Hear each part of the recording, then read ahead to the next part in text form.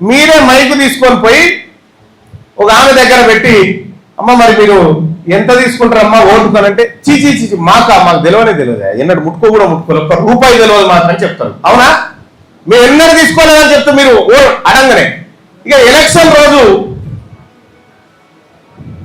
రాత్రి అయినా సరే లైట్ వేసి ఉంటుంది, తలుపు తీసే ఉంటుంది, ఎప్పుడు ఏ టైం వచ్చి ఇస్తారో తెలియదు కదా. ఆ టైంకి ఆమె దగ్గరికి మళ్ళా పోయి, మేము ముగ్గురం ఉన్నాం, మా వాళ్ళు నలుగురు ఉన్నారు సార్, పక్కింటి వాళ్ళు 6 అందరు నాకే ఇచ్చిపో అని చెప్తుంటది కదా.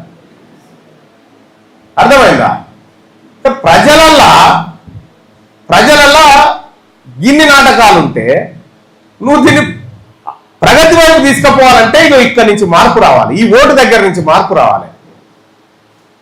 ఈ వ్యవస్థ ఇక్కడ ఉన్నటువంటి, మీరు న్యూయార్క్ ప్రధాని మమ్దానిని చూసిరా?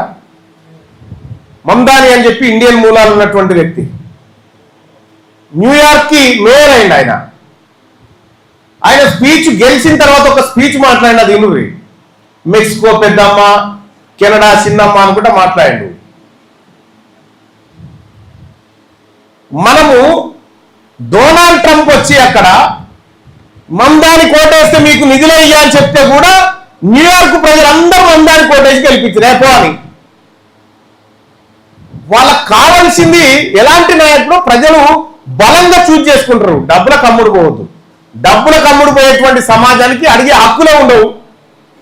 ఈ రాష్ట్రం బాగుపడాలంటే యువత మీ తల్లిదండ్రుల్ని, మీ పరిసరాలని సమాజం వైపు, మంచి సమాజం వైపు మీరు నెట్టాలా. మంచి సమాజం వైపు పంపిస్తేనే సాధ్యమవుతుంది.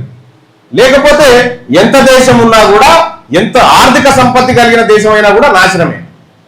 మారాల్సింది యువత ఆలోచనలు.